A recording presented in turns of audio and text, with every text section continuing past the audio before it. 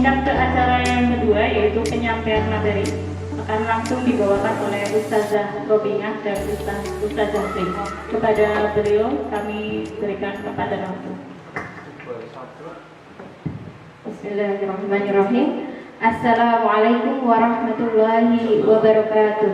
Waalaikumsalam warahmatullahi wabarakatuh. Pertama-tama marilah kita panjatkan puja dan puji syukur kita kehadirat Allah Subhanahu wa taala, karena hanya atas rahmat dan karunia-Nya kita bisa berada di sini. Tak lupa salawat dan salam senantiasa tercurah kepada junjungan kita Nabi besar Muhammad sallallahu alaihi wasallam yang telah menunjukkan kita jalan Islam yang dulunya kita di jalan jahiliyah. Terima kasih yang setulus-tulusnya saya ucapkan kepada Ibu Kepala Sekolah SDIT Muhammadiyah Rawalo yang telah memberikan kesempatan kepada kami untuk melakukan penghibasan. Ucapan terima kasih kepada Ibu Wali Wakil Kepala Sekolah SDIT Muhammadiyah Rawalo. Terima kasih kepada rekan guru dan karyawan SDIT Muhammadiyah Rawalo yang sudah berkenan mendukung acara ini.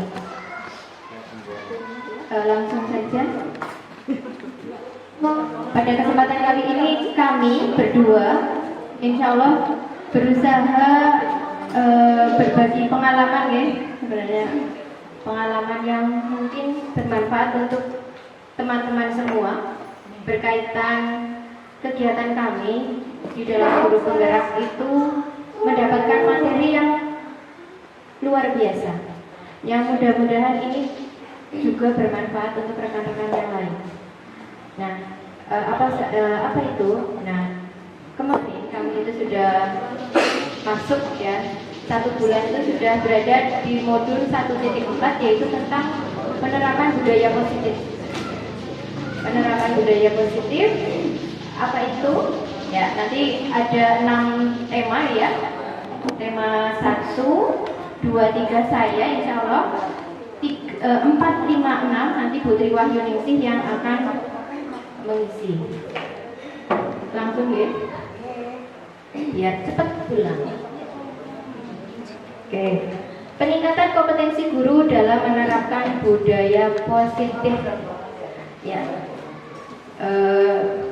PPT yang saya pakai itu berasal dari instruktur guru penggerak ya, supaya tidak plagiat. Pengembangnya adalah Andri, Bu Andri Budia dan Dr. Murti. Agenda hari ini kita akan belajar 6 bab disiplin positif, teori motivasi dan keyakinan kelas ini saya. Kemudian yang 4, 5, 6 kebutuhan dasar manusia, restitusi, 5 posisi kontrol, restitusi, segitiga restitusi akan diberikan oleh Ustazah Tri Wahyuningsih.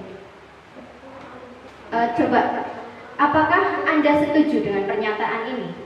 Apakah hukuman bisa mendisiplinkan anak? Menurut ibu bapak bagaimana teman-teman semua? Apakah bisa? Kemudian yang kedua, apakah pemberian hukuman dengan hal-hal positif seperti membaca, membersihkan halaman, menulis Al-Quran dapat meningkatkan disiplin anak?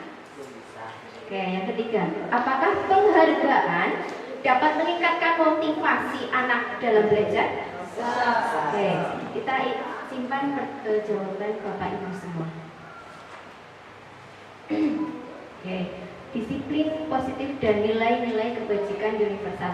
Saya minta coba Pak Hartono membantu saya dan Bu Desi. Coba jenengan pegang sesuatu yang sangat berharga. Pegang erat-erat ya. Terus Ngisor ya, pegang erat-erat. Terus Ustazah Desi merayu boleh, menggelitiki boleh, apa ya dipegang sama Ustaz Hartono berarti kan jenengan coba diklik yang kayak setengah menit 30 detik aja, silakan dimarahin boleh, diancam boleh, silakan. Bagaimana caranya supaya itu tidak pakai mic Bu. Nah.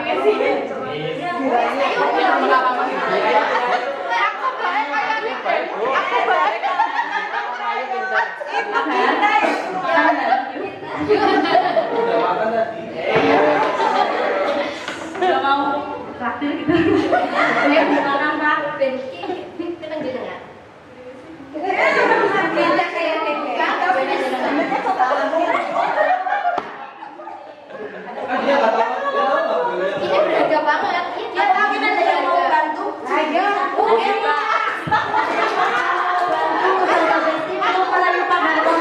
Yuk, bagaimana caranya? Cepat. Pakai backsound, promote.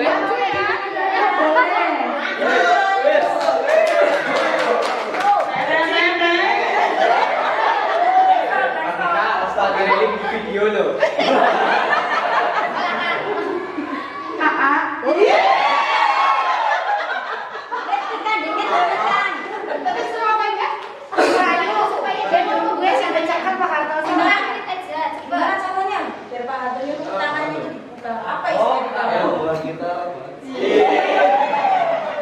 Ayah online.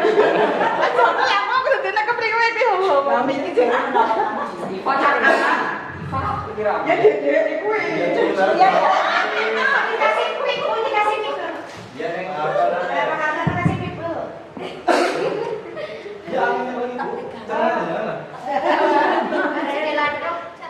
ini buat bercanda kok. Iya, bercanda. Aslinya lebih parah. Waktunya sudah habis, Bu. Belum. Mulai gitu. Coba lihat tangannya Aa.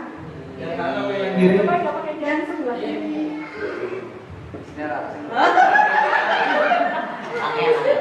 Boleh saya membuka dua-duanya boleh. Nah, kanan dan kiri, kanan dan kiri, kanan dan kiri. Tapi Yang ini kebetulan dia agak sakit kalau ditendangin gimana? Yang ini nih kalau ditendangin sakit.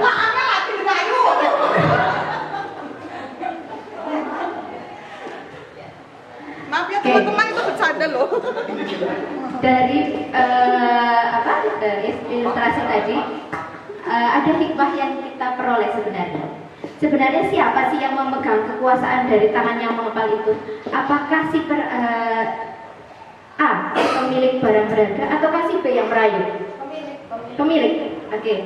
Jadi sebenarnya si pemilik itu yang memiliki kekuasaan atas dirinya, mau membuka atau menutup kan? Oke. Itu yang ingin saya sampaikan, ya. Oke, hari ini itu ada perubahan paradigma teori kontrol. Sebenarnya kita itu sering merasa kita itu bisa mengontrol murid. Padahal itu sebuah ilusi ya. Murid patuh kepada kita lihat manut banget, entah di luar. Murid sholat terus duha, entah itu di rumah sholat atau tidak. Ya. Itulah ilusi guru mengontrol murid. Karena sebenarnya bukan guru yang mengontrol murid, tapi murid tersebut yang mengontrol dirinya sendiri. Kedua, ilusi bahwa kritik dan membuat orang merasa bersalah dapat menguatkan. Apakah benar kalau kita melihat orang itu bisa membuat dia berubah?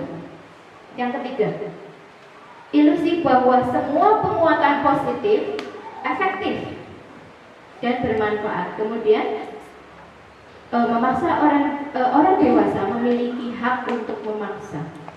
Apakah seperti itu? Ya. Perubahan paradigma yang dahulu kita pelajari bahwa setiap stimulus akan memberikan respon. Hari ini sudah berubah menjadi teori kontrol. Apa itu? Ya, yang dahulu kita mencoba mengubah orang agar berpandangan sama dengan kita, sekarang berubah. Kita yang berusaha memahami pandangan orang lain tentang dunia. Yang kedua, bahwa dulu perilaku buruk itu dilihat sebagai suatu kesalahan. Tidak cukup hanya sampai minta maaf selesai. Namun sekarang kita sadari bahwa semua perilaku pasti memiliki tujuan. Kemudian dulu bahwa orang lain bisa mengontrol saya, namun sebenarnya teori yang sekarang hanya Anda sendiri yang mengontrol diri Anda. Kemudian saya bisa mengontrol orang lain, sebenarnya tidak. Anda tidak bisa mengontrol orang lain. Kemudian pemaksaan pada saat bujukan gagal, yang sekarang adalah kolaborasi dan konsensus menciptakan pilihan-pilihan baru. Kemudian kalau dulu ada yang menang, ada yang kalah, sekarang teorinya adalah berpikir win-win solution atau berpikir dia menang, saya menang. Dia baik, saya baik. Iya. Nah, ini adalah teori kontrol ya. Kemudian apa sih makna disiplin? Disiplin itu berasal dari bahasa Latin yang artinya belajar. Makna asal dari kata ini berkonotasi dengan disiplin diri dari murid-murid Socrates dan Plato. Disiplin akan membuat orang menggali potensinya menuju sebuah tujuan apa yang dia hargai. Ya, makna disiplin sering berubah menjadi sesuatu yang dapat dilakukan seseorang pada orang lain untuk mendapatkan kepatuhan. Seperti kita kepada murid kita bilang disiplin supaya dia patuh. Kecenderungan umum adalah menghubungkan kata disiplin dengan ketidaknyamanan, bukan dengan apa yang kita hargai atau pencapaian suatu tujuan mulia. Nah, ini adalah nilai-nilai kebajikan universal. Apa itu nilai-nilai kebajikan? Nilai kebajikan adalah sifat-sifat positif manusia yang merupakan tujuan mulia yang ingin dicapai setiap individu. Contohnya beriman, bertakwa kepada Allah, mandiri, bernalar kritis, berkebinekaan global, bergotong royong, kreatif. Itu adalah nilai-nilai kebajikan yang berasal pada yang bersumber pada profil belajar Pancasila. Ya.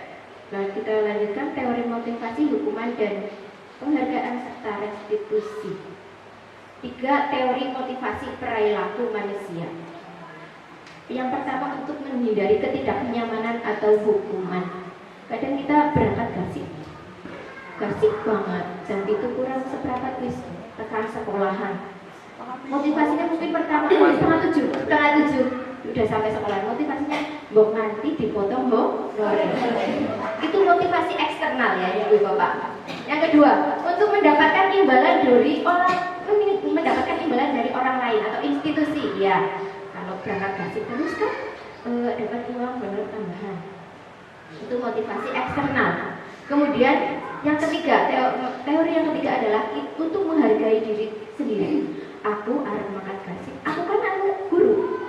Aku ini kudu ngenai teladan aja ngasih telat. Aja ngasih muridku nyontoh aku orang disiplin, aku makan gasik, harapannya muridku gak gasik. Itulah motivasi internal. Tujuan disiplin positif. Merdeka menurut Ki Hajar Dewantara artinya tidak hanya terlepas dari perintah, akan tetapi kita cakap atau bisa memerintah diri kita sendiri. Itulah merdeka. Ya, ini dihukum oleh penghargaan. Banyak kita membujuk orang lain melakukan sesuatu untuk memenuhi suatu tujuan. Seperti tadi ya, itu adalah sebuah, seperti tadi Bu Gita dan Pak Hartono, itu adalah sebuah bujukan. Beberapa dampak dari kita pemberian penghargaan.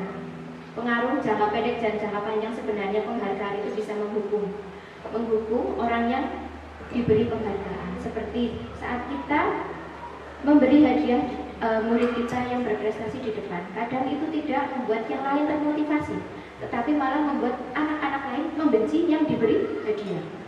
Kok cuma dia sih? Pasti ya. Kemudian penghargaan mengurangi kesempatan. Ketika seseorang anak diberi penghargaan, kadang dia merasa sombong, ya. Dia merasa sombong sehingga penghargaan tersebut bukan memacunya lebih berkreasi lagi, tetapi malah dia berhenti di situ. Ya. Kemudian penghargaan tidak efektif, penghargaan bisa merusak hubungan. Siji dewe, siji ora yang sebelah. Kayak dewe yang belora, apa orang badiran maning. Bisa di teman-temannya seperti itu. Yang tadinya hubungannya baik, bersahabat, setelah satu diberi hadiah, satunya iri dan lebih baik menjauh dari temannya. Ini penghargaan bisa menurunkan kualitas, penghargaan mematikan kreativitas, penghargaan mengurangi motivasi intrinsik. Ya, di sini siswa yang sering diberi penghargaan mungkin yang tadinya mungkin motivasinya ingin dapat ilmu, jadi pengen dapat banyak hadiah atau medali seperti itu. Kemudian bentuk program kebajikan, ya, dapat memberikan pengakuan. Perlu diingat bahwa beri pengakuan secara khusus, beri pengakuan secara pribadi, beri pengakuan kepada semua murid, beri pengakuan konsisten dan fokus pada proses. Biasanya saya kalau di kelas itu saat anak dia tanpa disuruh membantu orang lain, saya langsung apresiasi. Alhamdulillah bagus sekali bahasnya, mau membantu adik ya membaca, guru senang kayak gitu. Saya sering langsung memberi apresiasi untuk hal-hal yang sifatnya itu sosial. Dia mau menata sepatunya, langsung saya bilang, bagus mbak, bagus, bu guru senang melihatnya kamu menata sepatu kayak gitu. Pengakuan itu harus konsisten. Saat Anda melihat murid-murid melakukan positif, langsung ucapkan bagus, aku guru senang. Itu yang membuat mereka lebih terpacu untuk berbuat baik. Tidak harus pakai medali gitu ya. Terus konsisten, fokus pada proses ya, bukan pada hasil. Kayak seperti murid saya itu ya, saya baru kemarin lah lihat dia ngerjain PR, seneng banget. Dia itu seorang murid yang bablas nggak pernah ngerjain PR. Suatu saat dia itu ngerjain PR dan tidak 100, saya bunga yang bisa ya, itu anak saya ya, namanya Sakit, jarang banget ngarap PR. Begitu ngarap PR yang bunganya banget. Oh mas, alhamdulillah sudah berubah kamu ya, meskipun nilainya bolong-bolong. Contoh pengakuan apresiasi kebajikannya, misalnya kemarin saya perhatikan kamu itu membantu teman apa ya, rasa empatimu besar sekali. Aku senang loh kamu menolong murid baru di kelas kita, kayak gitu ya. Apresiasi kebajikan-kebajikan yang murid kita lakukan. Kemudian anak ibu bapak, silakan menurut ibu bapak apakah mencatat 100 kali dalam buku saya tidak akan terlambat. Ini masuk ke atas apa itu? Iya ya bu ya. Adalah sebuah hukuman apa konsekuensi, coba ibu bapak, menurut ibu bapak? Hukuman. Yang kedua, lari mengelilingi lapangan basket 2 kali, itu hukuman atau konsekuensi? Hukuman. Menggantikan kertas tugas teman yang telah dicoret-coret sama dia. Yang kelima, membersihkan tumpahan air di meja tulis karena tersenggol. Yang keenam, murid disuruh tidak mengenakan sepatu seharian karena tidak mengenakan sepatu hitam. Hukuman. Lari mengelilingi lapangan basket 2 kali karena terlambat 10 menit. Saat pelajaran PJOK, itu konsekuensi atau hukuman? Ada yang bilang hukuman, ada yang konsekuensi. Okay. Ya, ini loh perbedaan hukuman dan konsekuensi. Hukuman itu sesuatu yang menyakitkan, harus terjadi. Sedangkan konsekuensi adalah sesuatu yang harus terjadi. Hukuman membuat anak itu sakit secara fisik maupun batin. Sedangkan konsekuensi membuat anak merasa tidak nyaman dalam jangka waktu pendek. Apa yang sering Anda berikan, hukuman atau konsekuensi? Kemudian, anak membenci kedisiplinan akibat hukuman. Akibat konsekuensi, anak menghargai disiplin. Hukuman sifatnya paksaan, konsekuensi sifatnya stimulus tanggapan. Hukuman mendorong anak menyakiti diri sendiri, sedangkan konsekuensi mendorong anak agar mudah menyesuaikan diri. Hukuman menyebabkan anak memiliki konsep diri yang buruk pada diri mereka, sedangkan konsekuensi membuat konsep diri yang baik. Dengan hukuman, anak belajar untuk menyembunyikan kesalahan, takut gurunya tahu. Tapi konsekuensi, anak menjadi belajar untuk mematuhi peraturan. Hukuman akan membuat anak merasa marah, merasa bersalah, merasa dipermalukan, merasa tidak dihargai. Namun konsekuensi akan membuat anak merasa kehilangan hak, dibuat tidak nyaman, merasa diasingkan untuk sementara. Coba mana yang Bapak Ibu? Kita lihat ya. Nah, saat ini ada sebuah metode baru yang dinamakan restitusi. Apa itu restitusi? Restitusi adalah proses menciptakan kondisi bagi murid untuk memperbaiki kesalahan mereka sehingga mereka bisa kembali ke teman-temannya dengan karakter yang lebih baik lagi. Ini adalah hal baru yang saya dapatkan di guru penggerak. Restitusi merupakan proses kolaboratif untuk mengajarkan murid mencari solusi atas masalah mereka sendiri. Kalau kita dulu cuma tanya ada hukuman, ada konsekuensi, sekarang ada hal baru yang namanya restitusi.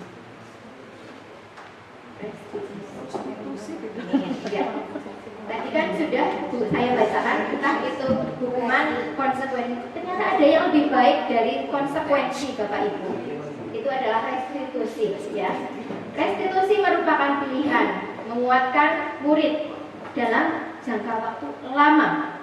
Kemudian dan korban atau teman yang disalahi oleh anak tersebut itu akan mendapatkan ganti atau mendapatkan hal lain sebagai ganti kerusakan yang tadi. Kemudian murid akan mendapatkan penguatan, masalah terselesaikan, murid belajar tanggung jawab atas perilakunya, kemudian murid akan fokus pada penyelesaian masalah, kemudian dia tahu apa yang dia yakini, murid akan menghormati dirinya serta orang lain. Nah, ini ada diketahui bahwa hukuman itu bersifatnya negatif, konsekuensi netral, dan restitusi itu sifatnya positif.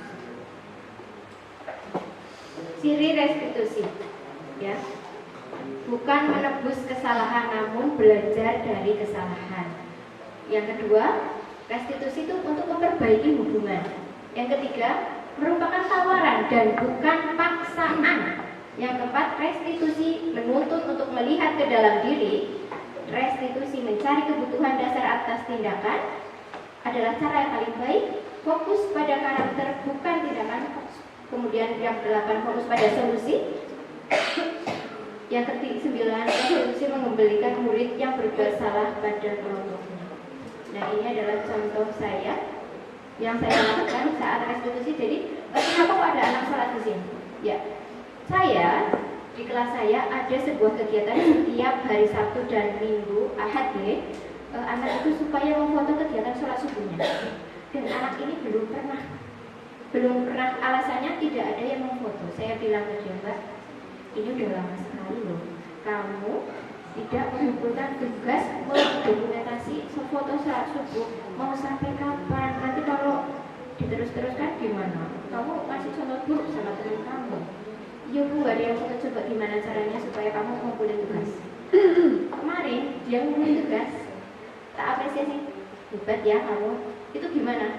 Ya, salah dia pakai timer. Udah begitu. Nah, terus dikirimkan ke saya karena tidak ada yang foto. Mbaknya nggak bisa, ini smart Android nggak bisa. Nah, akhirnya dia foto sendiri. Kemudian ini Bapak Ibu, dua anak ini sering banget tukaran, sering banget ketemu artis. Ya, jadi ini dua anak ini sebenarnya rukun, tapi ini anak ini jadi sama yang lain tuh kan. Alhamdulillah sudah rukun sekarang, sudah agak rukun daripada yang tadinya salah sedikit emosi, salah sedikit emosi. Dua-duanya tak dudukkan, tak tanyain ini maunya gimana, marah terus. Bu guru sedih lihatnya. Ya nanti ini ada bagiannya sama Bu. Ya, contoh tindakan restitusi yang saya lakukan. Mengapa kok kita perlu keyakinan kelas? Kenapa enggak peraturan kelas aja sih? Kan udah ada, ngapain nambah-nambahin ya? Kenapa ya? Nah, kita akan lihat di sini. Untuk mendukung motivasi intrinsik, kita perlu ada keyakinan-keyakinan yang kita sepakati dengan murid. Itu yang jadi dasar kita saat dia melakukan kesalahan. Nah, bedanya apa sih sama peraturan? Nah, peraturan kelas nanti jika dikembangkan akan menjadi keyakinan kelas. Keyakinan kelas yang disepakati dan ditaati oleh siswa akan menimbulkan lingkungan yang positif. Lingkungan yang positif itu akan menimbulkan budaya positif di sekolah. Seperti itu. Jadi mulai dari peraturan kelas diubah menjadi keyakinan kelas, ditaati bersama, membentuk sebuah lingkungan positif di kelas. Lingkungan positif di kelas-kelas menimbulkan budaya positif di sekolah.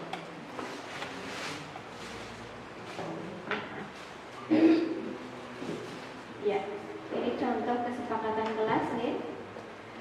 Saya juga membuat kesepakatan kelas ini.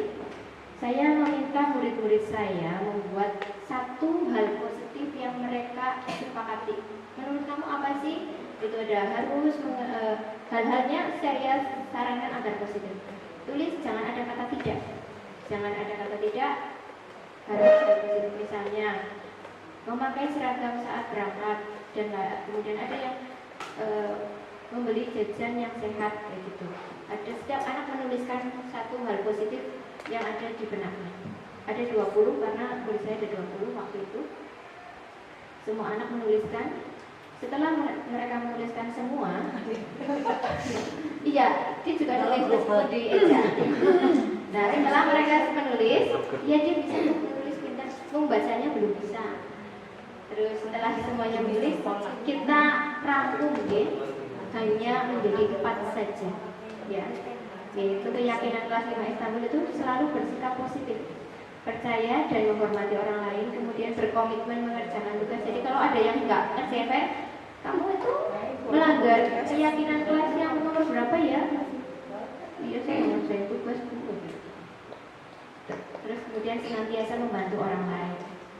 Memang meskipun sudah dibentuk seperti ini, ya namanya anak masih saja ada yang kurang. Ya. Nah ini, misalnya keyakinan kelas hormat ya. Hormat itu tampak seperti apa misalnya? Terlihat bahwa saya memberi salam kepada orang lain, terdengar saya mengucapkan salam, berperilaku menyalami orang lain seperti itu. Ini kegiatan keyakinan kelas. Apakah terlihatnya seperti apa, terlihatnya seperti apa, perilakunya seperti apa. Nah ini misalnya hormat, datang tepat waktu, menyapa guru, kemudian mengembalikan barang teman, itu adalah contoh sikap hormat. Jadi anak-anak bisa dijabarkan. Nah ini peraturan keras. Selalu kembalikan buku ke tempatnya. Kira-kira ini keyakinan apa ya Bu? Menghormati, disiplin atau apa? Selalu mengembalikan buku ke tempatnya. Disiplin. Dilarang mengganggu orang lain. Menghargai, menghormati. Hadir ke sekolah tepat 15 menit. Dilarang melakukan kekerasan. Dilarang menggunakan narkoba. Keselamatannya. Kesehatan. Bergantian atau menunggu giliran. Disiplin. Gunakan masker. Kesehatan. Jangan berlari di kelas atau koridor. Keselamatan. Nah, ini adalah keyakinannya ya. Selalu kembalikan buku tempatnya atau tanggung jawab, dilarang mengganggu orang lain, itu menghormati orang lain. Itu adalah 3 bab saya yang nanti akan dilanjutkan oleh Ibu Triwan Indonesia. Terima kasih. Tepuk tangan dong.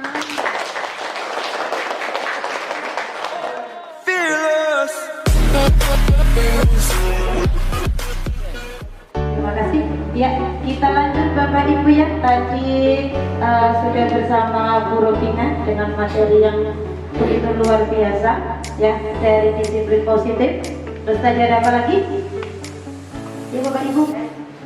Restitusi. Sebelum ke restitusi tadi ada konsekuensi, ada hukuman. Ya, terus terakhir tadi Budaya positif. ya, keyakinan kelas. Oke, maka nanti yang berikutnya akan saya lanjutkan dengan kebutuhan dasar kita sebagai manusia itu apa. Restitusi tadi sudah dijelaskan ya. Sebelum ke segitiga restitusi nanti ada yang namanya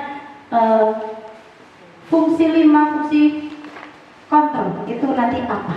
Nah, Bapak Ibu masih semangat? Oke, yuk kita ice breaking sebentar. Oke, Bapak Ibu lihat saya semua dulu. Ketika saya bilang tepuk 1, depan ya, ke depan. Kalau 2, kanan kiri. Tapi cuma 1 kali. Kanan kiri 1 kali. Kalau 3, tepuk 3, kanan kiri depan. 1 kali 1 kali. Ini namanya tepuk kombinasi kecil ya. Nanti kalau kita sampai 3 dulu, nanti ada 4 sampai 5. Oke, kita coba ya. Tepuk 1, 2. Kanan apa kiri dulu sih? Kanan. Oke, kanan ya.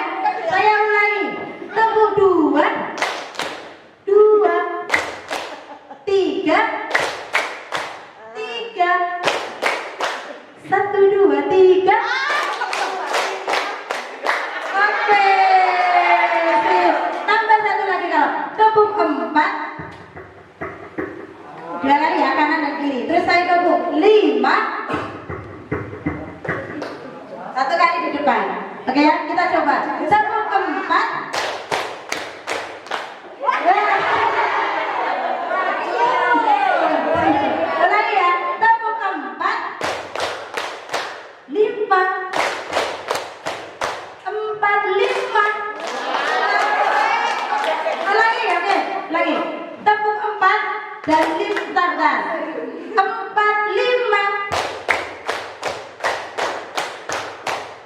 3, 4, 5.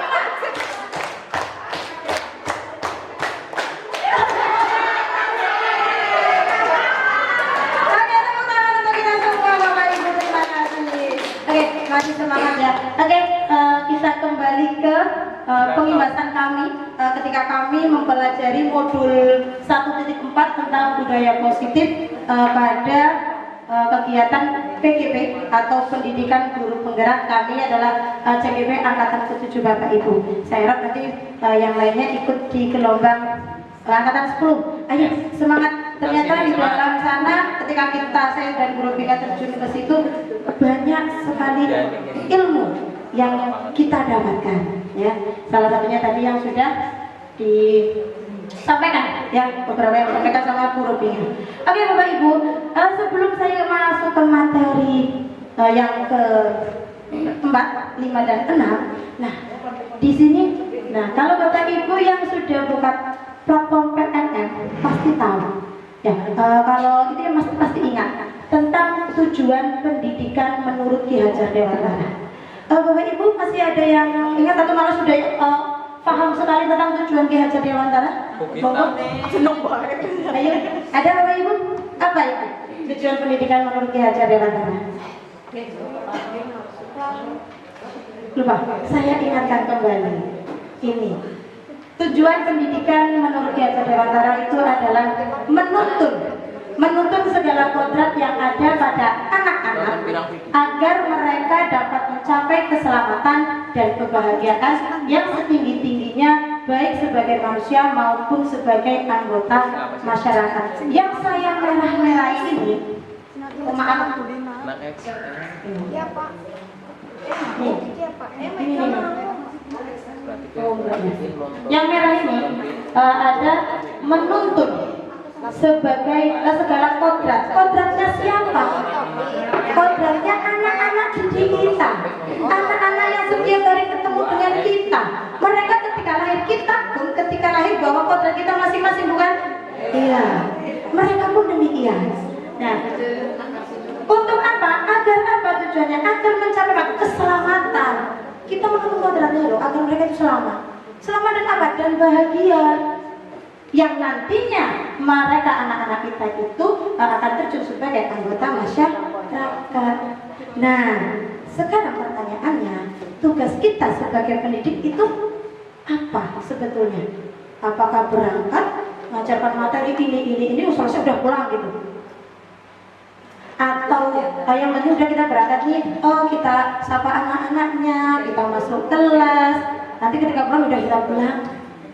Nah, ternyata sebagai pendidik ya, kita itu hanya dapat menuntun. Kenapa aku dapat menuntun? Karena anak itu udah ada kodratnya tadi. Ya toh, udah punya kodratnya masing-masing. Kita tuntun kodratnya itu anak. Anak itu punya keistimewaan masing-masing loh. Anak punya bakat masing-masing loh. Nah, kita sebagai pendidik itu menuntun mereka. Nah, menuntun tumbuh atau hidupnya kekuatan kodrat yang ada pada anak-anak agar dapat memperbaiki lakunya atau laku dasarnya, hidup dan tumbuhnya kekuatan kodrat anak. Itu tugas kita sebagai seorang pendidik. Jadi kita betul tadi tidak bisa memaksa. Seperti disampaikan Guru Bina. Tadi hukuman itu sakit nggak sih kalau dihukum? Sakit, hukum sakit ya, sakit tapi tak berdarah. Itulah hukuman. Hukuman itu tidak hanya berupa fisik, ya, tidak hanya kamu squat jump, kamu push up, kamu lari, tapi hukuman yang paling menyakitkan itu apa? Yang tidak tampak dari apa? Lisan kita sebagai seorang pendidik Bapak Ibu. Ya, oke, ini tadi tujuan pendidikan dari Ki Hajar Dewantara. Saya lanjutkan. Nah, setelah tadi kita tahu tujuan Ki Hajar Dewantara, ada yang namanya kita memang harus sebagai seorang pendidik menuntun. Nah, sebelum ketika kita mau kita tahu dulu nih kebutuhan dasar sebagai seorang manusia itu apa sih? Kita juga kan, anak-anak juga sama kan? Nah, kita tuh punya kebutuhan dasar. Lah, apa itu kebutuhan dasar manusia? Ada Bapak Ibu yang tahu? Uang, oke. Kebutuhan dasar kita itu uang loh, betul? Dasarnya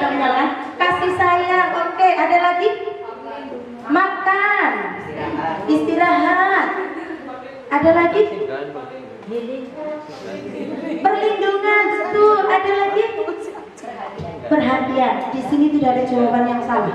Tenang, semua jawabannya benar. Listrik, yes. Apa? Listrik, istri, ya istri. Berarti kalau butuh istri butuh suami. Oke. Nah, ya kebutuhan dasar itu apa?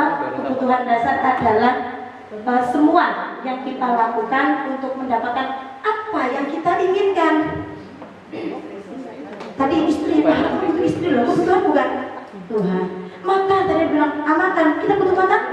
Butuh. Tadi, kasih sayang, butuh kasih sayang, diperhatikan. Anak-anak juga butuh? Butuh. Nah, seluruh tindakan manusia memiliki ya. Nih, seluruh tindakan manusia memiliki tujuan tertentu, dan ketika kita mendapat apa yang kita inginkan, sebenarnya saat itu kita sedang memenuhi satu atau lebih dari satu kebutuhan dasar kita. Ya, itu diri kita loh, apalagi kalau anak, ya gitu. Nah, ini tentang pengertian dari kebutuhan dasar. Nah, kebutuhan dasar manusia itu, nah ini Bapak Ibu, ada 5. Ada yang namanya tadi bertahan hidup, ada yang kedua Pak, kasih sayang dan rasa diterima, terus ada penguasa, ada kesenangan, dan yang terakhir apa Ibu? Iya. Mungkin Bapak Ibu ada yang sudah tahu tentang bertahan hidup itu seperti apa sih? Makan, oke. Minum, tempat tinggal, tidur, kebutuhan bertahan hidup. Iya. Nah, ini Bapak Ibu, kebutuhan bertahan hidup itu adalah kebutuhan itu yang sifatnya itu fisiologis untuk bertahan hidup. Mek awake dhewe iki ben tetep urip bertahan hidup. Kalau nanti misalnya jatah umur sekian itu urusannya dengan Allah ya. Nah, seperti apa? Contohnya apa? Betul sekali tadi. Ada makan, minum, kesehatan, rumah atau tempat tinggal, itu yang kita butuhkan. Anak-anak kita juga demikian? Iya. Ya. Terus kasih sayang dan rasa diterima. Apa itu kasih sayang dan rasa ingin diterima Bapak Ibu? Diperhatikan, oke. Apa tadi Pak? Perhatian. Iya. Kebutuhan kasih sayang dan rasa diterima itu adalah disayangi, terus diperhatikan, diterima, kan?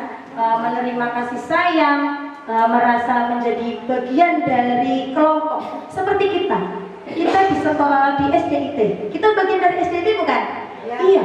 Kita semua stakeholder yang ada di dalam SDIT itu semuanya bagian, dari kepala sekolah sampai Bu Neni dan Pak Mano semuanya. Sampai anak-anak kita, wali murid kita, itu semuanya adalah bagian dari sekolah kita dari SDIT. Dan mereka juga pingin ini diterima, ya kan? Anak kita merasa yang diterima, kita pun pingin merasa diterima di sekolah ini. Iya. Terus kalau siswa, kalau anak-anak itu yang punya kasih sayang tinggi nih, pingin rasanya itu aku itu kepingin disukai, aku kepingin diterima banget nih di sekolah nih. Ada, aku kepingin diperhatikan sama teman-teman nih. Ada, anak saya ada.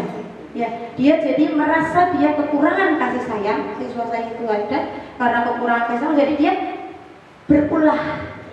Dan berulahnya itu awal-awalnya memang ya seperti itu, Allah Akbar kalau bisa dikatakan ya. Tapi karena dia mendapatkan perhatian, dia merasa disayangi, dia merasa diterima oleh teman-temannya dan lingkungannya, sekarang alhamdulillah ya sudah berubah sedikit demi sedikit.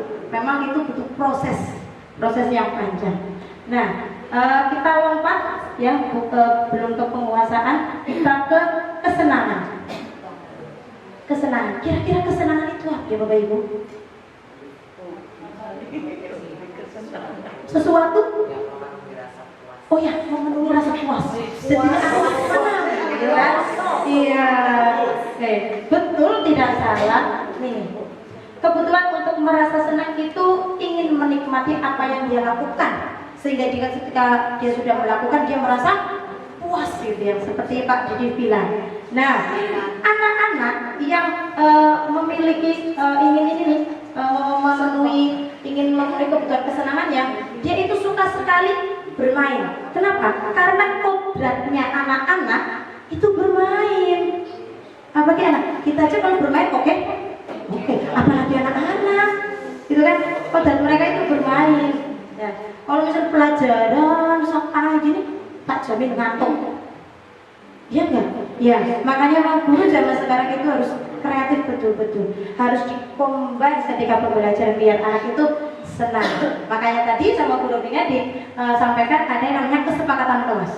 Ya, kesepakatan kelas itu bertujuan agar anak-anak itu nyaman ketika belajar di sekolah, di kelasnya. Ya, mereka senang, mereka happy, gitu kan? Dengan temannya itu saling rukun. Makanya dibuatlah kesepakatan kelas.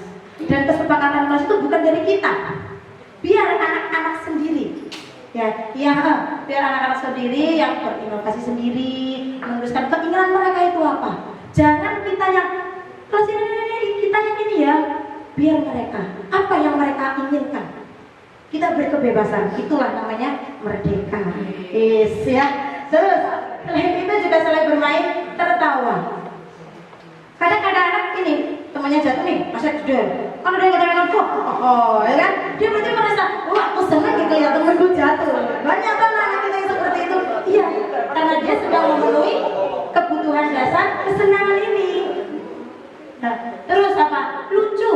Kadang ada yang aneh. Wong teman lagi susah mikir dengan ekspresi yang begitu serius ya. Kadang ada yang ih kok lucu, ya kan gitu kan? Nah, itu berarti anak-anak yang seperti itu dia sedang apa ini? Memenuhi kebutuhan dasar kesenangannya. Tuh. Selain itu kita ke kebebasan. Apa itu kebebasan Bapak Ibu? Bebas. Apa itu kebebasan? Seragam. Oh, tidak seragam. Oke, tidak seragam. Terima kasih. Ada lagi bebas. Tidak ingin tertekan. Oh, melakukan apa yang diinginkan. Oke, ya. Kebebasan itu adalah kebutuhan akan kemandirian saya. Kita sendiri ketika kamu tidak boleh ini, nggak boleh ini, nggak boleh, gimana rasanya? Ya kan? Kok aku diatur banget sih? Aku kan kepingin ini, aku kan kepingin ini, gitu kan? Anak-anak kita juga demikian. Karena kita sama-sama punya perasaan, kan? Kemandirian, memilih pilihan. Biarkan mereka diberi kebebasan untuk memilih karena ada sebuah pilihan. Mungkin di antara, nah kamu pilih deh antara Pak Didi dan Pak Hartono, kamu pilih yang mana? Ternyata bukan pilihnya, aku pilihnya Pak Elan Bu. Oke, berarti kan mereka mengungkapkan apa yang ada di hatinya, apa yang mereka inginkan. Jangan sampai itu terpendam Bapak Ibu. Oke. Terus ketika anak itu memiliki kebebasan, maka dia itu akan menginginkan pilihan. Dia itu kriteria suka mencoba-coba. Apa kira nyoba ini gitu. Terus tidak terlalu terpengaruh. Dia nggak akan terpengaruh kamu terpengaruh sama temennya. Kamu gitu ya nggak apa-apa, aku maunya begini. Ya betul. Terus perlu banyak bergerak. Jadi dia butuh banyak bergerak. Ada kan anak-anak kita yang butuh banyak gerak. Kalau kita bilang itu anak yang hiperaktif, dia sedang memenuhi kebutuhannya ini, kebebasan dia. Memang seperti itu. Tinggal kita yang harus cerdas dan kreatif. Bagaimana nih anak? Ya, kadang, aduh, ibu cakep ya. Aduh, anakku lungo. Yang gitu. Nah, ya itulah anak-anak. Seperti contoh, ada kelas anak kok nggak mau masuk kelas, ya. Dia ingin ini berarti. Kepingin kebebasan. Ya, ini kepingin kebebasan. Lah, ini mungkin kalau kita telisik, ada apa? Ketika di sekolah dia ingin kebebasan. Apakah di rumah mungkin dia tidak boleh keluar atau bagaimana? Kita tidak tahu. Maka hari itu nanti kita harus cari tahu dulu. Gimana cara cari tahu nanti? Ada di sini. Penguasa. Nah, kebutuhan di penguasa adalah kebutuhan pengakuan atas kemampuannya. Aku bisa gitu. Nah, terus apa? Untuk mencapai apa? Dia butuh pengetahuan untuk mencapai sesuatu. Dia terus menjadi terampil, terus memiliki rasa harga diri. Nah, siswa yang keinginan penguasanya itu tinggi, dia itu selalu ingin menjadi pemimpin. Karena yang maunya bisa saya. Anak kita gitu? Iya. Siapa yang mau coba? Saya dulu, Bu. Kok dia? Iya. Dia pengen ini, memenuhi kebutuhan ini. Ya dia kata kita juga ya. Iya. Tapi beda dengan orang dewasa ya. Betul. Untuk menang baik. Bukan. Nah, terus ketika dia melakukan sebuah kesalahan, ini anak akan kecewa kepada apa? Pada dirinya. Ya, aku keliru deh. Ya, itu lagi, gitu. Nah, selain itu juga dia itu suka sekali mengamati hal-hal yang baru. Misalnya Pak Guru bawa apa di kotak atau di bungkusan apa itu ya? Itu apa Pak? Ya kan mereka akan kata dia itu selalu mengamati hal-hal yang baru. Pak Guru kemarin nggak pakai ini kok sekarang pakai peci misal gitu kan ya? Berarti kan hal baru. Dia suka mengamati hal tersebut. Ini adalah 5 kebutuhan dasar manusia. Tidak hanya anak tapi kita juga. Begitu ya? Oke, lanjut ke slide berikutnya.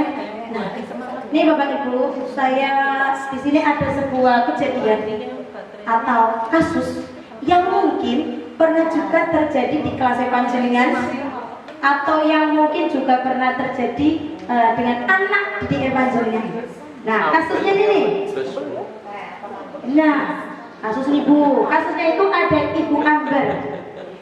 Ibu Amber ini guru wali kelas 2A di SD Pelita Hati.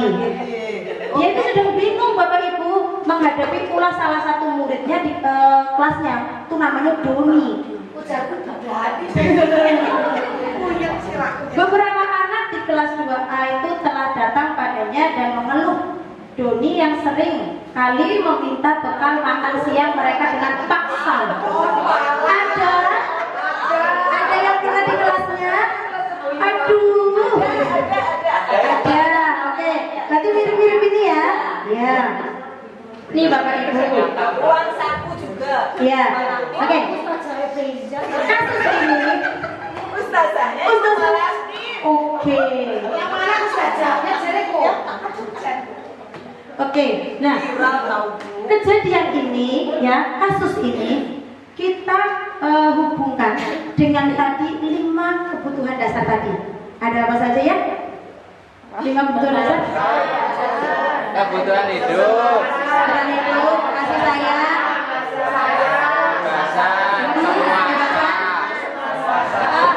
terus terakhir. Oke. Nah, yuk Bapak Ibu sini. Nih, kasusnya Doni nih ya dengan ibu gurunya yang bernama Ibu Amber.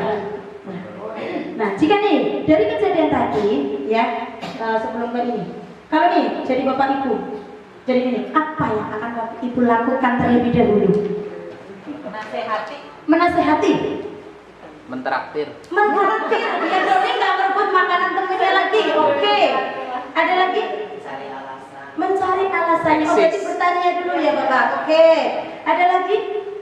Lapor orang tua. Lapor ke orang tuanya. Oke. Langsung tembak aja ya. Oke Bapak Ibu. Ya. Kita ke slide berikutnya. Ini. Nah.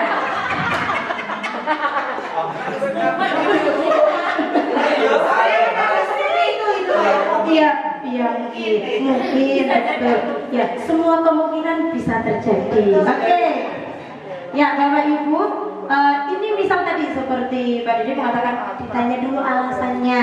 Nah, dari kasus tadi kok Doni ditanya ini sama gurunya, dia jawab gini. Ini yang pertama. Karena dia lapar dan orang tuanya tidak membawa bekal makan siang. Bu, aku lapar. Bapak Ibuku nggak bawain aku bekal makanan. Gak ada snack sekalian di sekolah. Berarti dia laparan Bu. Nah, berarti ini orang lapar. Berarti Doni dari 5 kebutuhan dasar tadi, berarti Doni sedang memenuhi kebutuhan dasar apa Bapak Ibu? Bertahan hidup. Bertahan hidup. Betul sekali. Oke, lanjut ya. berikutnya. Kalau dia nih alasannya beralasan dia merasa senang, temannya jadi memperhatikan dia. Ketika temannya melaporkan tindakannya pada guru dan guru memberitahu ke orang tua. Nah, berarti gimana? Kesenangan, kasih sayang, apalagi perhatian berarti masuk ke kasih sayang. Oke, jawabnya betul sekali, kasih sayang. Dia lagi butuh kasih sayang nih, memenuhi kebutuhan dasarnya itu kasih sayang dan rasa yang diberikan. Kurang kasih sayang. Lanjut. Jika yang ketiga, dia merasa hebat karena temannya menjadi takut dengan dia dan menuruti keinginannya. Berikutnya ya, di bawahnya dia itu merasa bosan dengan bekal makanan yang dibawakan ibunya dari rumah karena ibunya selalu membawakan bekal yang sama sehingga dia ingin mencoba makanan teman yang beragam. Tempe-tempe, mendoan terus. Jadinya lihat guru apa namanya nih, good. Ada ayam, dia kan kalau mendoan mulu nih ya. Terus itu deh minta sama temennya. Berarti dia sedang memenuhi kebutuhan apa? Kepuasan, kesenangan. Bosan ya. Oh, tapi ya kebebasan. Terus yang terakhir, oke, sudah dijawab kesenangan ya, sudah dijawab. Oke, tidak apa-apa ya. Jadi yang iseng nih, iseng saja dan menikmati ekspresi wajah teman-temannya yang kesal. Kamu ambil makanan aku, malah menurut dia itu dia senang. Jahil karo kacare dhewe iki senang. Ada anak-anak didik kita yang jahil tapi malah bersorak.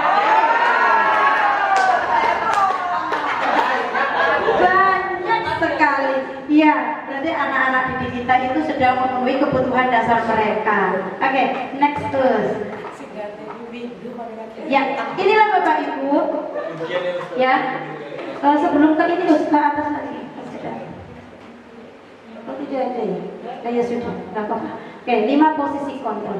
Oke, Bapak Ibu, tadi kita sudah tahu 5 kebutuhan dasar manusia. Sekarang kita ke 5 posisi kontrol. Apa hubungannya dengan kebutuhan dasar dan posisi kontrol tadi? Tadi sudah disinggung sama Bu Robina tentang hukuman, sudah ya? Itu sudah. Nah, ini berkaitan di sini Bapak Ibu. Jadi di posisi kontrol itu ada 5. Ada 5 itu ada hukuman, ada pembuat merasa bersalah, teman, pemantau, dan manajer. Nah, next. Apa itu hukuman? Apa itu? Iya, kita lupa. Kekecilannya. Oke. Bukan atas dulu. Belum ke sini. Oke, ini Bapak Ibu. Dari posisi 5 posisi kontrol tadi. Ya, tentang hukuman. Nah, hukuman itu jika gini nih, saya sebagai seorang guru itu berkata gini, kamu berangkat kok telat terus, kowe maning sing telat, kowe mana gasik. Ketika seperti itu bagaimana? Kalau bagus, kalau tanya, tadi Dev, jenengan ki mati terus loh, ora pernah semangat gasik. Bagaimana kan? Sakitnya di mana kan? Oh, sakitnya di sini. Oh ya. Iya. Jadi hukuman itu menimbulkan rasa sakit Bapak Ibu. Ya, yang tidak terlihat. Jadi kadang kita selalu tidak sadar. Saya pun melakukan hal tersebut secara tidak sadar.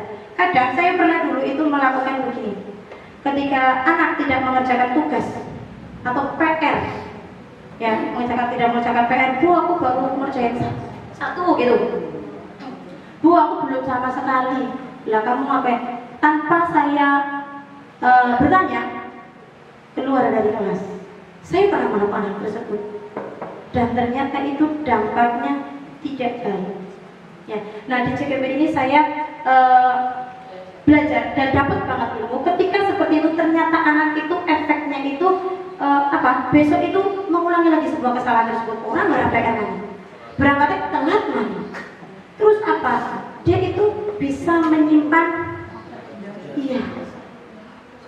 dan akan termemori di ingatannya selalu. Itu Bapak Ibu. Nah, nantinya murid pun itu akan acuh. Saya tidak peduli, mak guru mau bilang aku nggak kerja di keluarga ya nggak apa-apa, malah di luar bisa main. Itu telat palingnya nanti aku dikomelin aja, habis itu udah. Itu jadi anak ketika diberi sebuah hukuman malah kata-kata kita itu menghempas begitu saja. Ya tidak akan ngefek betul. Nah itu terus ada hukuman itu kenapa hukuman itu perlakuan kontrol atau fungsi kontrol yang negatif Bapak Ibu, karena itu tidak berdampak baik untuk anak-anak. Kemudian ada namanya pembuat merasa bersalah. Nah contoh merasa bersalah itu bagaimana sih? Misal gini, kamu nak sudah mengecewakan ibu banget, kenapa PR-nya nggak dikerjakan? Buku kan jadi sedih. Aduh mas, pengen ngopo toh PR-nya bocah ngandek berarti garap. Buku lihat kamu begini sedih loh. Kenapa nggak ngerjain PR? Mas, kenapa keberatan terlambat? Intonasinya itu dia lembut. Lembut, kalau hukuman biasanya kan nadanya tinggi. Kalau ini lembut. Nah, anak itu cuma jawabnya kan gini. Maaf bu, saya lupa. Delen. Besok aku dibantu sama putri ini. Besok Pak Hartono akan melindungi aku. Iya tidak? Iya. Itu dampaknya ternyata seperti itu. Dan anak juga akan berpikir, Pak Guru itu kan teman saya, bisa akan dibantu. Itu bagus, itu positif. Ya itu bagus, ya positif. Ya kan anak jadi tidak takut dengan kita, gitu kan? Tapi ya itu tadi, ya. Jadi ketergantungan kepada bapak atau ibu guru. Terus berikutnya setelah posisi teman sebagai posisi pemantau. Nah pemantau ini biasanya diawali dengan sebuah kalimat, apa peraturan di kelas kita? Tidak boleh membuang sampah di laci. Kalau ada seperti itu nanti imbasnya ada. Kalau tadi disepakatkan berlebihnya, kamu tidak boleh ini, nanti kalau ini dilakukan akan dapat sanksi atau konsekuensi. Kalau tadi di kesepakatan kelas ada konsekuensi. Nah, kalau kesepakatan kelas kita itu apa nak? Kelas harus selalu bersih. Lah, kelas kita kok tidak bersih, berarti konsekuensinya yang tiket didenda 1.000. Misal gitu nih. Ada. Jadi mata duiten.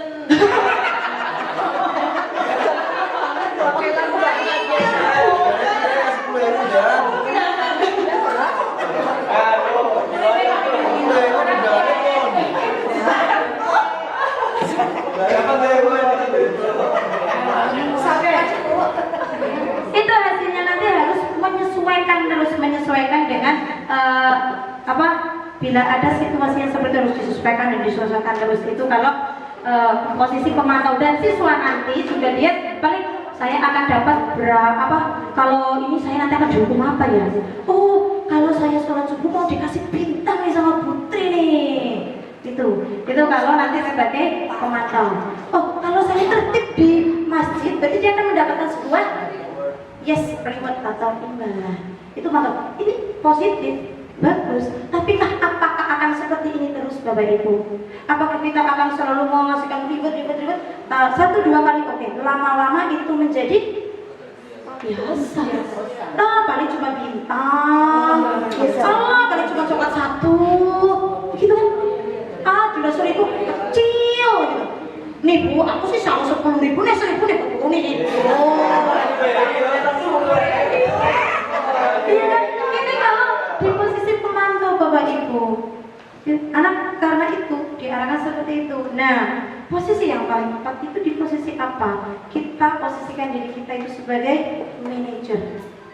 Kenapa aku sebagai manajer? Nah, ketika kita diposisikan sebagai manajer, ketika ada anak yang melanggar atau membuat sebuah kesalahan yang datang terlambat, langkah apa yang pertama yang akan kita lakukan? Coba kalau Bapak Ibu apa?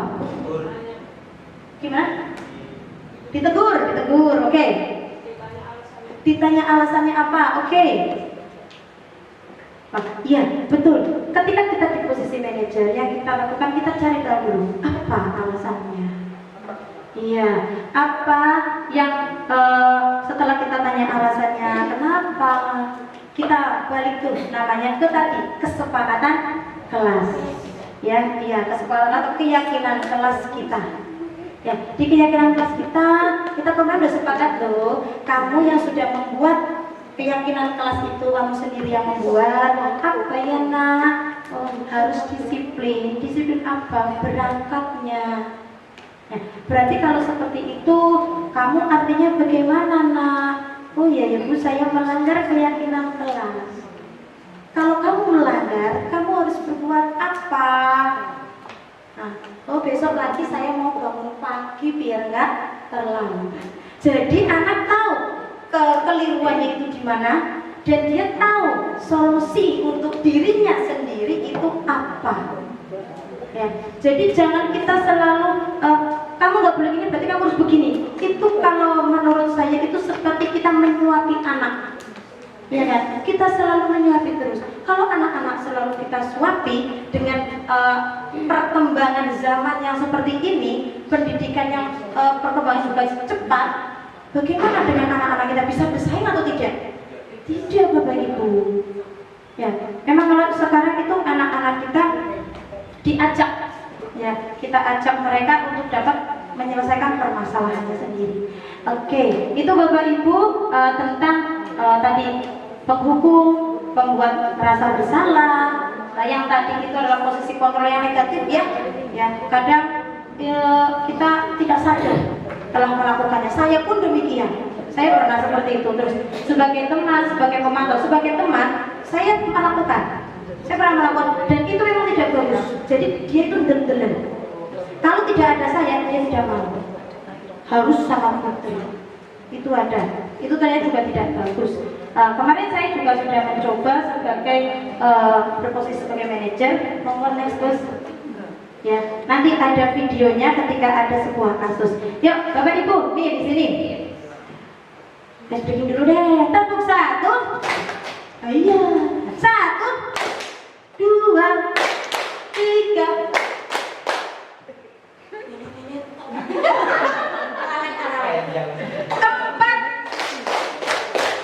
5. Oke, terima kasih. Masih konsentrasi untuk kamu kita semua. Oke, Bapak Ibu, di sini ada sebuah tabel, ya. Istilah kolom dalam posisi kontrol nama menurut Anda yang sering mengucapkan pertanyaan. Nah, artinya posisi kontrol mana yang sesuai dengan kalimat ini, Bapak Ibu? Ya, saya kecewa sekali dengan kamu. Apa Bapak Ibu? Membuat rasa bersalah. Oke, coba next. Kepala. Oke, betul, membuat rasa bersalah. Yang kedua, kamu tidak pernah benar melakukannya. Iya, kamu tidak pernah benar melakukannya. Salah terus, kamu salah terus, gak pernah benar. Gimana? Posisi mana? Merasa bersalah? Merendahkan, direndahkan? Tenang, gak usah takut jawab, semuanya benar. Apa? Ya, klik. Hukuman. Kowe dene garap proses atau bener kowe. Ya kan? Kian kan gampang, kian rumusnya kian. Kok bisa ngitung? Saya, gitu kan ya. Itu dia merasa dia itu dihukum. Ya. Terus ketika mungkin ice breaking keliru, disuruh maju ke depan. Ya, saya pernah melakukan hal tersebut. Ya, ketika itu kan suruh yang sapi salam tentunya maju ke depan. Sekarang nyanyi gundul-gundul pacul diganti i, jadinya gindil, picil-cil, ya. Lah ternyata itu dampaknya tidak bagus untuk anak-anak. Dia langsung down. Dia kepercayaan dirinya itu jadinya malu. Dia kalau mau misalnya ekspresi dia takut salah, nanti suruh maju ke depan. Saya juga pernah melakukannya. Dari sini nih saya dapat ilmu banyak betul-betul Bapak Ibu. Oke, yang ketiga, Ayolah, lakukan demi saya ya. Sebagai teman. Oke, coba terus. Good. Berikutnya, bagaimana kamu bisa menyelesaikan masalah ini, Nah? Bagaimana coba kamu menyelesaikan masalah ini? Manajer ditanya nih, gimana Nah? Kamu kan sudah bikin nih masalah kayak gini. Nah, kamu menyelesaikannya mas seperti apa? Apa? Manajer? Coba ya, Us. Betul sekali. Manajer seperti ini yang diharapkan. Terus kamu tidak akan pernah berhasil dalam kehidupan ini. Iya. Apakah hubungan? Tekot. Iya. Kowe sok ben atas sukses. Wong koyo ngene wae ra tengking.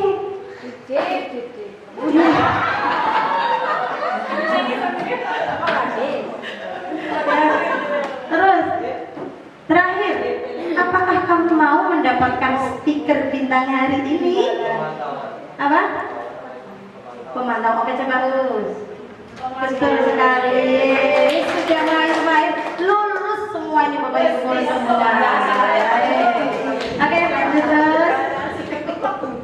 Oke, tadi itu adalah tentang posisi kontrol. Dari adanya hukuman, terus tadi ada teman, pemantau, nah ada tadi manajer. Bagaimana kita sebagai seorang muslim tidak sebagai. Nah, di sini kita kemarin di modul 1.4 diajari namanya segitiga restitusi. Tadi sudah disampaikan sama Bu Robina, restitusi itu adalah proses menciptakan kondisi bagi murid untuk memperbaiki kesalahan mereka, sehingga mereka bisa kembali pada kelompok mereka dengan karakter yang lebih kuat, artinya karakter yang lebih baik.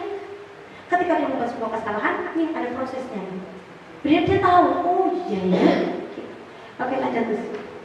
Nah, dengan restitusi, maka nanti kita sebagai pendidik itu dapat apa? Yang pertama, kita dapat bantu anak didik kita menjadi lebih memiliki tujuan. Oh iya ya, saya punya tujuan ini loh. Terus apa? Dia menjadi punya disiplin positif tadi yang disampaikan oleh Bu Robinya. Dan memulihkan dirinya setelah berbuat salah. Artinya, oh ketika aku salah, tahu salahnya apa, saya harus berbuat apa. Itu namanya memulihkan dirinya. Tuh, lanjut teks. Nah, berikutnya membantu murid untuk berbuat jujur. Ya kan, tidak. Tadi kamu habisnya apa? Gini. Nah, jujur dan mengevaluasi dirinya sendiri untuk memperbaiki kesalahan. Next. Yang ketiga adalah membuat tawaran, bukan pemaksaan. Kudu kayak kamu harus begini, itu paksaan. Anak tidak akan nyaman. Nah, oke next. Inilah. Nah, Bapak Ibu, bagaimana kita melakukan segitiga restitusi ini?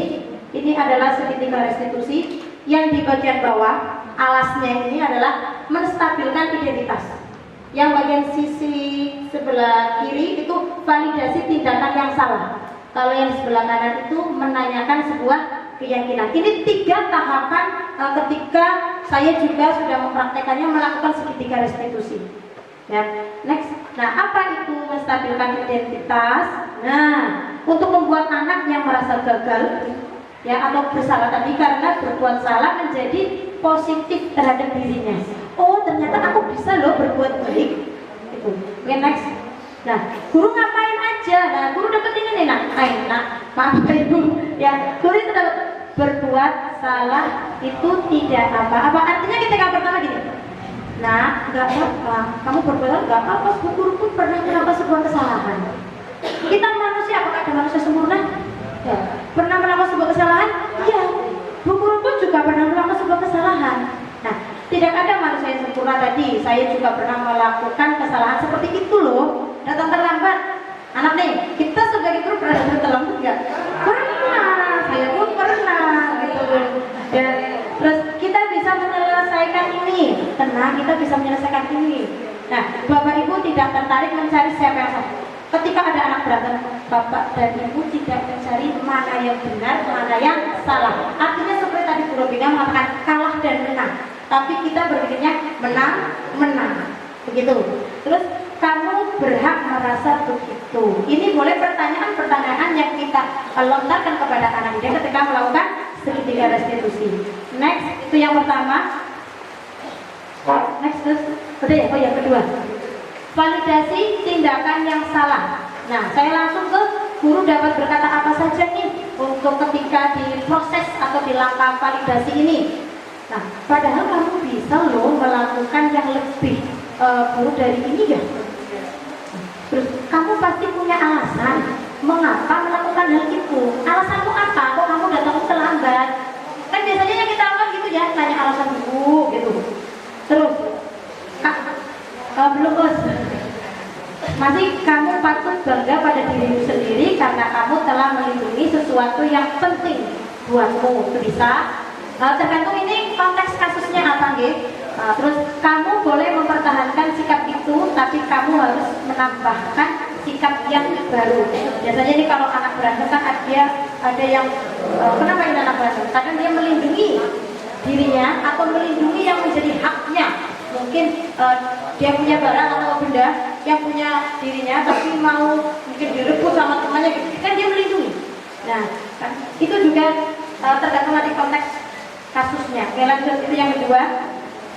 Yang ketiga, menanyakan keyakinan. Tadi keyakinan kelas yang sudah dibuat. Keyakinan mana yang sudah kita sepakati bersama, ya. Nah, dengan cara apa? Apa yang kita percaya sebagai kelas atau keluarga. Bisa juga dengan kalimat apa nilai-nilai umum yang kita telah sepakati. Atau apa bayangan kita tentang kelas yang ideal? Kelas yang ideal itu menurut anak-anak kan kadang-kadang versinya beda-beda, gitu. Ya, versinya beda-beda. Lihat anak-anak ditanya dulu biar mereka mengeksplornya. Terus kamu mau jadi orang yang seperti apa? Itu kalimat-kalimat tersebut ketika di langkah menanyakan nilai itu bisa. Kalau saya kemarin katanya, kita kemarin sudah bikin keyakinan kelas, nah sudah. Keyakinan yang kelas kita buat apa saja ya? Nanti anak seperti oke. Ketika kamu melakukan ini, adakah keyakinan kelas yang kamu langgar? Ada Bu, yang mana? Yang ini. Kalau begitu kamu gimana nak? Ya Bu, besok aku nggak lagi. Terus apa yang akan kamu lakukan? Tindakan apa untuk memperbaiki kesalahanmu? Nah, sebetulnya nanti dia akan mendapatkan solusinya sendiri. Ya, next. Terus, nah, ini Bapak Ibu yang saya terapkan untuk segitiga restitusi ketika di kelas saya. Tinggal aja kamu. Ya.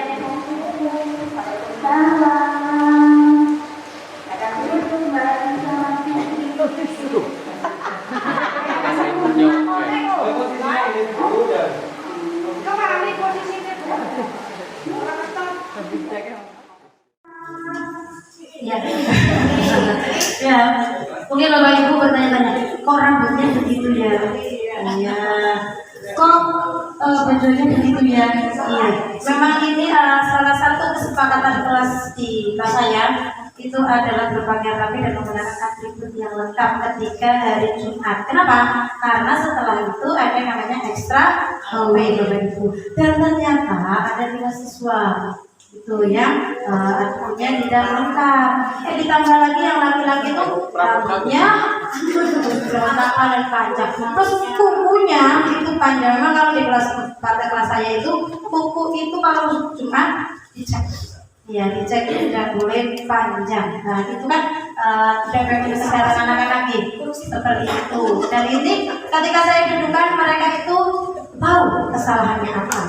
Dan mereka nanti solusinya mau ngapain gitu. Dan ketika seperti ini yang kita lakukan, anak itu kepercayaan dirinya itu tidak akan berkurang.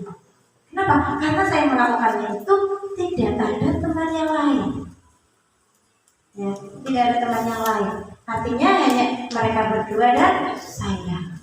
Kalau misalnya di depan kelas, nah itu nanti bisa memedonkan kepercayaan diri anak-anak. Oke, next, terus coba. Oh, udah selesai Bapak Ibu. Terima kasih semuanya. Alhamdulillah sudah selesai. Oke, terima kasih. Sebelumnya saya mau bertanya sama Bapak Ibu semuanya. Apakah kita sebagai pendidik sudah menerapkan sudah berada di posisi manajer ketika ada sebuah permasalahan? Oke, belum ya Bapak Ibu, ada yang sudah mungkin, ada yang belum. Nah, saya sebelum tahu ini, saya belum Bapak Ibu. Saya tahunya ya, karena habis itu di kelas ngomong begini dan anaknya itu terasa.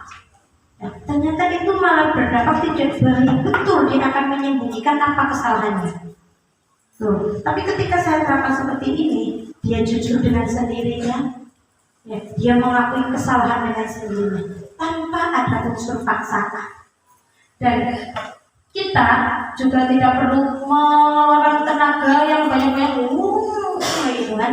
Tidak perlu mengeluarkan tenaga banyak-banyak. Itu Bapak Ibu. Ayo bareng-bareng kita belajar. Saya juga masih dalam proses belajar. Kita posisikan diri kita sebagai pendidik, sebagai posisi manajer. Ada permasalahan apa dengan anak didik kita? Yuk kita bareng-bareng belajar menjadi kita tempatkan diri kita di posisi manajer. Untuk siapa? Untuk anak didik kita. Ingat tugas kita sebagai seorang pendidik itu apa tadi Bapak Ibu? Menuntun, ya, bukan memaksa. Kita menuntunnya. Karena anak-anak itu punya apa tadi? Kodrat. Ya, agar anak-anak kita apa tadi Bapak Ibu? Selamat dan bahagia. Itu yang diharapkan di kurikulum Merdeka pun demikian Bapak Ibu. Oke, cukup itu dari saya. Terima kasih untuk kesempatan dan waktunya. Wabillahi taufiq. Oh ya, ada itu dari saya. Terima kasih Bapak Ibu. Saya akhiri. Assalamualaikum warahmatullahi wabarakatuh.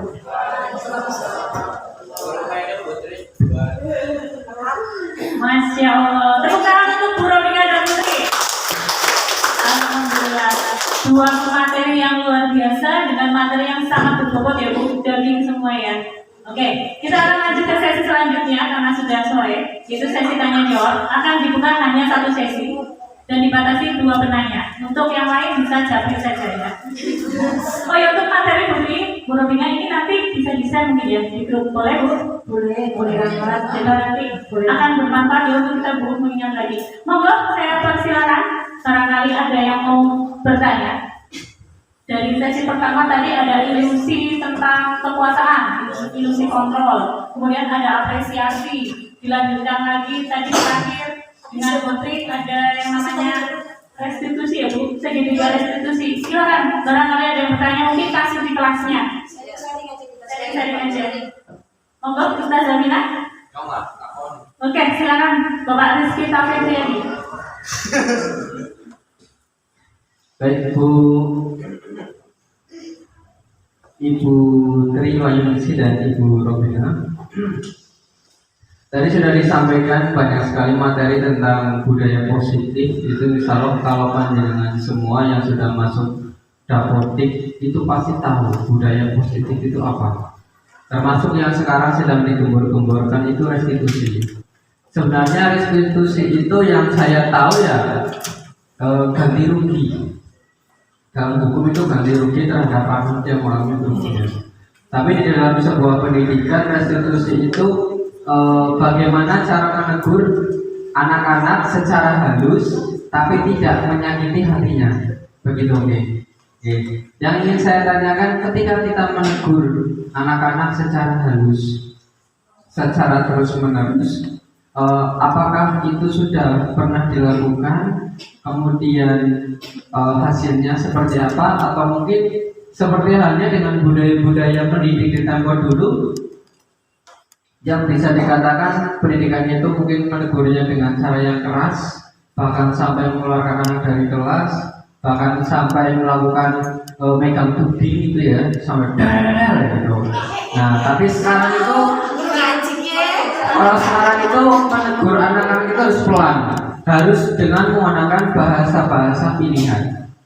Nah, itu yang saya tanyakan pertama, apakah sudah pernah dilakukan, kemudian hasilnya apa? Kemudian yang kedua, apakah dengan cara seperti itu nanti anak-anak yang melakukan pelanggaran atau melakukan sebuah kesalahan akan ada jera? Mengingat anak-anak sekarang itu sangat luar biasa, disenggol baik, orang gitu. Itu pertanyaan dari saya. Mohon pencerahannya karena saya tidak ikut materinya. Mudah-mudahan nanti saya dapat ilmu banyak meskipun hanya ikut di sesi tanya jawab. Terima kasih. Ya, terima kasih Bapak Rizky Kapitriadi. Silakan monggo Putri atau Guru Bina yang tadi pertanyaan Pak Rizky adalah yang pertama, apakah restitusi sudah pernah dilakukan dan apa dampaknya hasilnya seperti itu? Silakan. Sepertinya baik saya ataupun Putri insya Allah sudah pernah Ibu melakukan kegiatan restitusi. Siap.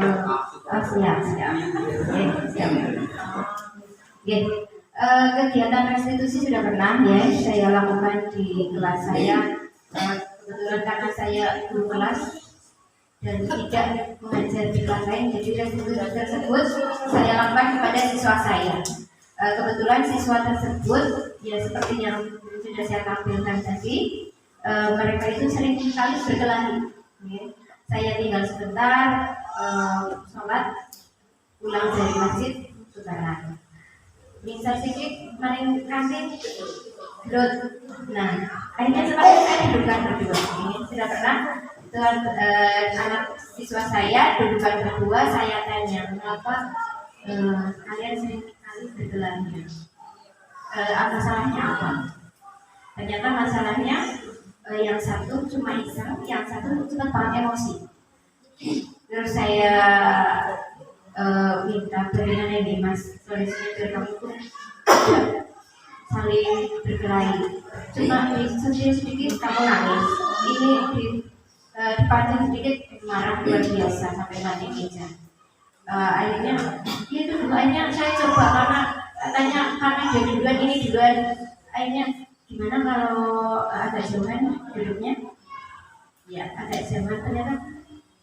Memang agak mereka mau dulunya jauhan. Setelah itu agak berkurang, tetapi masih saya dudukkan lagi. Ini sudah jauhan tapi masih kemarin gimana ya Mas ya? Itu dulu terus gini. Coba Mas Afi ada masalah apa di rumah? Saya tanya seperti itu. Ada masalah apa? Apakah ibu ada keluhan di rumah? Apakah ibu sering marah-marah? Sehingga kamu mudah sekali terpancing emosinya. Kalau satunya lagi itu kebetulan ABK itu Bapak. Jadi kalau saya tanya dia agak nunggu agak tidak. Jadi saya tidak terlalu kayak anaknya itu ya. Kayak normal saja saya itu tanya. Karena tidak normal kalau dilayani ya jadi emosi. Hanya saya kayak normal saja. Ini cuma satu ABK. Saya tadi ternyata dia itu terlalu banyak les, terlalu banyak kegiatan, ibunya merorong agar dia nilainya bagus. Padahal saya tahu kapasitas IQ-nya seperti itu. Terus setelah itu, seperti itu. Jadi masalahnya sebenarnya di anaknya sebenarnya di rumah. Waktu terima rapot, saya ngobrol sama ibunya. Ibu mohon maaf, menurut saya apakah ibu sering marah-marah dulu di rumah? Iya, tadinya saya seperti ini. Pokoknya saya kalau nilainya itu sebenarnya naik darah. Nilainya sedikit, padahal itu semua nilainya kayak gitu. Pasti di bawah 5. Saya heran. Ya itu memang sebuah takdir mungkin ya atau tapi saya yakin dia punya menjadi saya setiap manusia punya kelebihan di masa lainnya kita tidak tahu, jadi tidak perlu meminta dia lebih di bidang ini yang dia itu memang tidak ada di situ, tidak ada bakat di situ. Saya tanya ibu mohon maaf mungkin saya tolong jangan terlalu banyak diberi les. Mungkin tanyakan dulu sebelum ibu mau beri les, tanyakan ke anaknya apakah anaknya suka ikut les itu atau tidak, jangan dipaksa. Jadi saya ceritakan kondisinya di sekolah bahwa dia mudah terpancing emosinya dan ketika dia terpancing bahkan dia bisa melempar kursi. Dia pun orang kayak gini atau temannya dijoglo sejoglo-joglonya begini. Paling kan maksudnya takut itu terjadi hal yang tidak diinginkan. Begitu terus akhirnya dia bilang ke saya setelah beberapa waktu dia bilang saya sudah tidak mau les anak saya karena dia tidak mau les sama dia tidak mau les sama. Kemudian bagaimana ibu di rumah, apakah masih marah-marah? Saya sudah menerima keadaan dia, sudah menerima nilai-nilai dia yang memang seperti itu. Oh alhamdulillah, saya bilang. Makanya saya lihat anak itu tuh sekarang sudah nggak terlalu marah, udah nggak terlalu sering melamun, marahnya juga sudah agak terkontrol. Saya sudah mulai kita malamkan nilai-nilai dia itu begitu saja, sehingga itu membuat dia emosinya stabil. Restitusi tersebut yang saya lakukan. Kita sebagai pendidik tidak hanya melihat anaknya, tapi coba lihat lingkungan keluarganya. Itu mungkin dari saya. Mungkin Putri punya pengalaman yang lain. Silakan. Saya, oke, yang hangat saja ya. Kalau yang ini ada permasalahan, tapi masih saya telusuri lagi, belum masih tahap lagi penyelidikan. Ya, jadi restitusinya belum saya pakai. Yang sudah saya pakai kemarin, seperti Bapak Ibu tahu semua, di kelas saya ada anak istimewa. Ya. Nah, tadinya dia itu sudah tidak berulang. Tapi entah kenapa saya dapat laporan dari salah satu anak saya, Bu, tadi pagi saya lihat itu si A begini di atas galon berudah di atas galon, dan itu kan ada ini ya lubangnya, otomatis kan masuk galon baru kita ganti. Oke, tidak apa-apa, saya tidak masalah, itu anak-anak ya kan, anak-anak ya kan. Dulu kalau kita anak gimana kan gitu kan, ya kan sama itu anak-anak. Nah, setelah saya dapat seperti itu, saya tanya, saya tidak ini langkah saya yang pertama tidak dari satu sisi, saya tanya ke yang lain yang dekat dengan anak ini. Langkah pertama ya, langkah yang pertama di restitusi saya lakukan, saya tanya ke anak yang paling dekat yang dia suka curhat sama anak ini. Dia tanya punya teman curhat di kelas sekarang. Mas, tadi ketika di kelas lihat nggak ini? Enggak Bu, oke enggak. Saya tanya ke yang satunya, Mas, tadi lihat tadi? Oh iya Bu, saya lihat. Oke. Dan saya si ini sudah lapor, ya si A itu begitu, yang ini tidak lihat, yang satunya yang lihat, yang ketiga. Nah, ketika itu, oh dua nih yang bilang, gitu kan? Terus memang hari berikutnya, setelah saya dapat info itu, langkah restitusi saya yang pertama, saya panggil berdua seperti tadi. Pertama yang saya lakukan memang apa yang kamu lakukan di sini sudah melanggar atau belum keyakinan kelas. Saya langsung ketemu, oh ternyata saya evaluasi diri, saya salah nih, saya ganti kalimatnya. Tadi, Mas, kemarin hari Senin melakukan, pernah tahu nggak ketika Mas ini guru duduk bareng di sini? Tidak jawab, cuma gitu-gitu. Berarti dia sudah tahu dia kenapa, tapi dia nggak mau ngomong, dia cuma diam. Oh, kenapa nggak ngomong? Oke, saya tahu kalau ekspresinya dia seperti ini, dia sebetulnya sudah merasa bersalah. Nah, karena saya sudah tahu merasa bersalah nih, kemarin hari Senin Mas A itu berudah tidak. Tanya dia, nggak apa-apa, Bu Guru juga dulu pernah melakukan kesalahan. Waktu kecil malah sering Bu Guru pernah itu batu tak balaki itu Mas atau asemnya tetangga Mas gitu kan, tak pancing sama saya. Terus iya, oh iya, kalau boleh Bu Guru tahu di mana Mas berudahnya? Di dalam apa di luar? Pertama di luar. Oh di luar, oke. Coba diingat lagi. Itu dulu juga waktu di kelas pernah jahit ngumpetin pulpen temennya, gitu kan? Itu juga dulu pernah salah kok. Ya, di dalam apa di luar, Mas? Saya masih memang di dalam. Oh di sebelah galon ya? Dia langsung jujur, tidak di atas. Oh berarti tutupnya galon, iya. Terus ludahnya masuk. Ludahnya masuk. Ya. Saya nggak langsung ini. Kalau gitu mah anak jadinya minta Bu Guru begini gitu. Oh, apa-apa ya. Jadi ludahnya masuk ke galon. Ya. Terus gimana tuh Mas kalau ludahnya masuk ke galon? Padahal kan itu air minum untuk satu gelas. Dia itu pola pikirnya langsung loncat. Ganti. Dia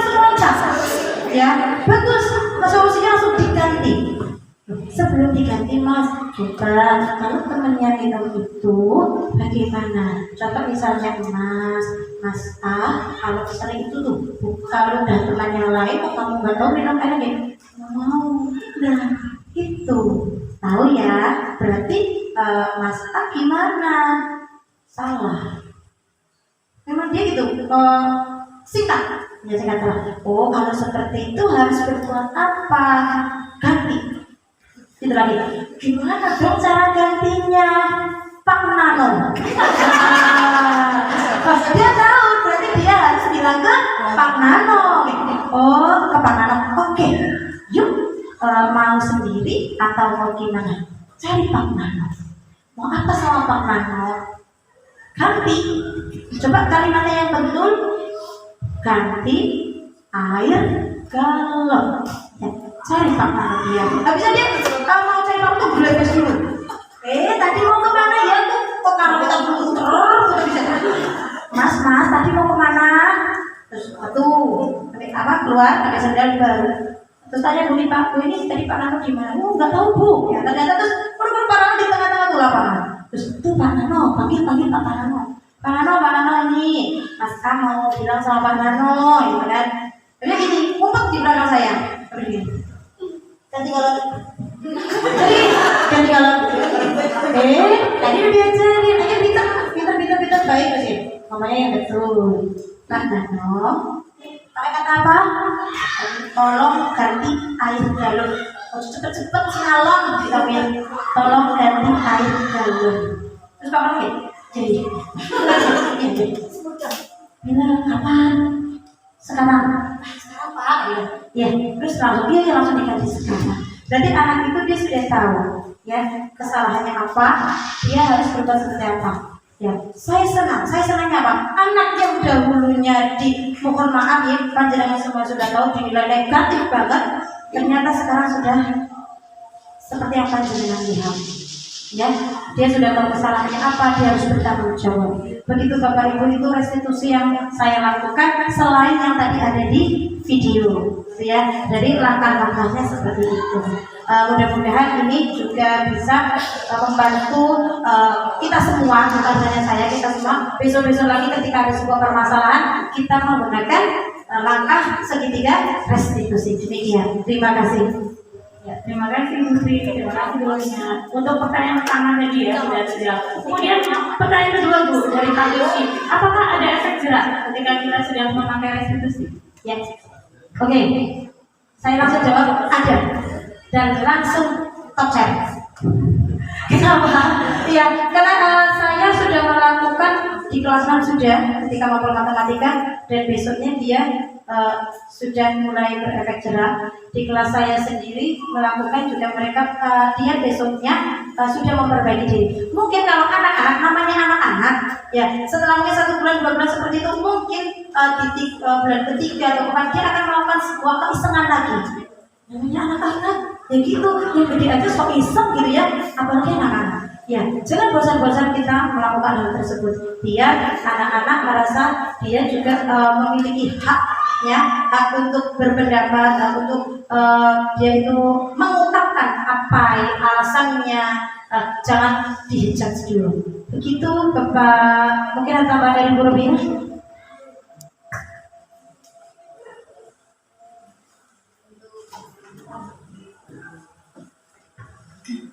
Sepertinya sudah lengkap semua dari Ibu Tri tadi. Memang benar bahwa restitusi itu menimbulkan efek jerah. Namun yang namanya anak-anak suatu saat pasti terulang kembali. Mari kita lakukan restitusi. Seperti itu. Begitu ya Bapak Rizky Taufik. Oke, sekali lagi tepuk tangan untuk Putri dan Bro-nya. Oke, alhamdulillah sesi pertanyaan sudah selesai. Dan kali ini saya akan membacakan sebuah closing statement.